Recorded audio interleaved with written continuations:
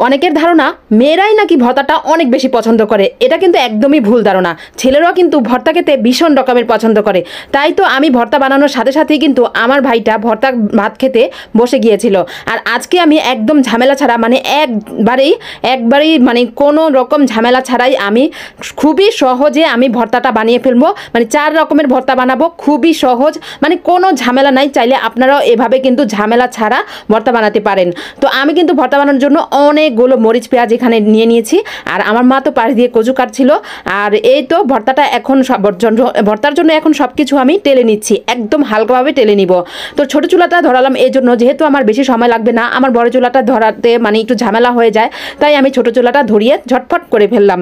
তো হালকাভাবে এগুলো এখন আমি নেড়ে চেড়ে দিচ্ছি। আপনাদের কাছে অনুরোধ, যদি ভালো লাগে আমার চ্যানেলটিতে একটি সাবস্ক্রাইব করে দিবেন, অবশ্যই আমার পেজটিতে একটি ফলো দিয়ে কমেন্ট করবেন কেমন হয়েছে আমার আজকের এই রেসিপিগুলো।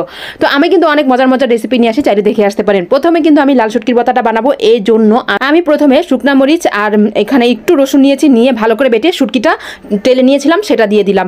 শুটকিটা কিন্তু আমি হালকা টেলে নিয়ে ভালো করে টেলে নিয়েছি, কারণ এটা তো অবশ্যই ভালো করে টেলে নিতে হবে, না হলে শুটকির একটা কাঁচা কাঁচা গন্ধ হবে। তারপর আমি পেঁয়াজগুলো যে টেলে নিয়েছিলাম হালকাভাবে, সেগুলো দিয়ে ভালো করে এখন মেখে দেখে নিব।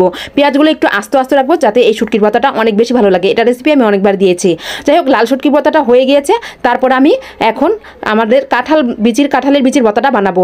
আমি কিন্তু এক ঝামেলায় অনেকগুলো ভর্তা বানিয়ে ফেলবো। তো অবশ্যই আপনারাও এভাবে চেষ্টা করবেন। অনেকের মতে ভর্তাটা খেতে অনেক সহজ, অনেক মজা, কিন্তু আসলে বাটতে গেলে, বাটাবাটি করতে গেলে একটু ঝামেলা হয়। ভর্তা বানাতে একটু কষ্টই হয়, হাত তো একটু জ্বলবে। তো কাঁঠালের বিচিগুলো আমার একটু বাটতে কষ্ট হচ্ছিল, তো আমার মা এসে মানে কাঁঠাল বিচিগুলো বেটে দিয়ে গেলো। আমার মা কিন্তু মরিচ বাটাবাটি করতে পারে না, তাই কাঁঠালের বিচিটাই শুধু বেটে দিয়ে গেলো, বাকিটা আমি করেছি, কারণ কাঁঠাল বিচিটা বাটতে আমার অনেক কষ্ট হচ্ছিল। যাই হোক, এইদিকে কাঁঠালের বিচির ভর্তাটা হয়ে গেল, সব কিছু মানে একবারে ক্লিনভাবে আমি দেখালাম।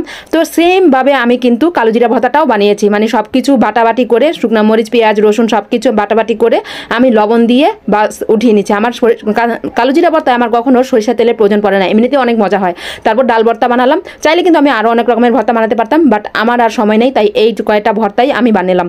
তো কেমন হয়েছে আমার আজকের এই ভর্তাগুলো অবশ্যই কমেন্ট করে জানাবেন। আর এগুলো কিন্তু আমার মতে মনে হয় অনেকেরই পছন্দ। তো আমার জিভে তো এখনই পানি এসে পড়েছে। আমার ভাইটা খেতে বসে গিয়েছে, ওর অনেক ক্ষুধা লেগেছিল, ও কিন্তু অনেক ভর্তা পছন্দ করে। অনেকের মতে মেয়েরাই নাকি ভর্তাটা অনেক বেশি পছন্দ করে, কিন্তু ছেলেরাও কিন্তু খেতে পারে। আমার মনে হয় শুধু ছেলে না, ছোট বড় মানে সবাই খেতে পারে। আর আমাদের বাসার ছোট পাবলিকগুলোকেও কিন্তু আমি ভর্তা খাওয়া শিখিয়ে ফেলেছি, ওরাও এখন একটু একটু ঝাল খেতে পারে। এভাবে আমি অনেক কিছু মানে শিখিয়ে ফেলি। তো যাই হোক, এইদিকে আমার ভাইটা খাচ্ছিল আর একটু ঝিরিঝিরি বৃষ্টি পড়ছিল। আমি একটু দেখতে পাচ্ছেন হয়তো অনেকে আমার রান্না করে যে একটু ঝিরিঝিরি বৃষ্টি পড়ছে। যখন আমি রান্না শুরু করি তখন একটু রোদই থাকে, কিন্তু পরে বৃষ্টিটা শুরু হয়ে যায়, মানে আকাশটা মেঘলা হয়ে যায়। তো বৃষ্টি পড়ছিল একটু ঝিরিঝিরি, আর এইদিকে এরকম ভর্তা মানে খাওয়া দেখে মানে কি বলবো, আমারই খেতে ইচ্ছে করছিল, মনে হচ্ছিল যে কখন আমি খাওয়ার শুরু করব। তো এর আগে ওর ভিডিওটা করে নিলাম। তো সবাই ভালো থাকবেন, সুস্থ থাকবেন, স্বপ্নের পথে পাশে থাকবেন, অবশ্যই আমার জন্য দোয়া করবেন। আল্লাহ হাফেজ।